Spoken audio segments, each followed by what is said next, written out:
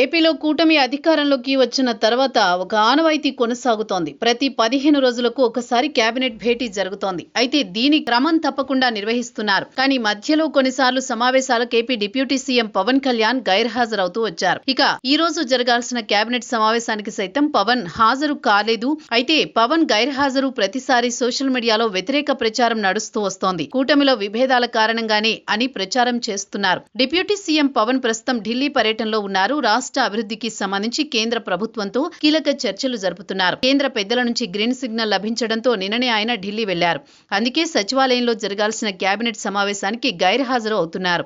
ఢిల్లీ పర్యటనలో భాగంగా పవన్ కేంద్ర హోంశాఖ మంత్రి అమిత్ షా, రైల్వే మంత్రి అశ్విని వైష్ణవ్లతో ప్రత్యేకంగా సమావేశం కానున్నారు. విభజన హామీ అమలు, రైల్వే ప్రాజెక్టుల పురోగతి, రాష్ట్రంలో తాజా రాజకీయ పరిస్థితులపై చర్చించనున్నారు.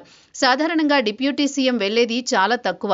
కేంద్ర హోంమంత్రి అమిత్ షా అపాయింట్మెంట్ చాలా కాలం తర్వాత ఖరారు కావడంతో పవన్ ఢిల్లీ వెళ్లారు. అదే సమయంలో కేబినెట్ సమావేశం ఉండడంతో సీఎం చంద్రబాబు అనుమతి తీసుకున్నారు. అయితే పవన్ కేబినెట్ సమావేశానికి గైర్హాజరైతే జరిగే వ్యతిరేక ప్రచారం తెలుసు. ఇప్పుడు కూడా వ్యతిరేక మీడియా అదే ప్రచారం చేస్తోంది. కానీ పవన్ ఢిల్లీ పర్యటనకు సంబంధించి అయితే ముందే సంకేతాలు ఇవ్వడంతో ఆ పార్టీ సోషల్ మీడియా తోకముడిచింది.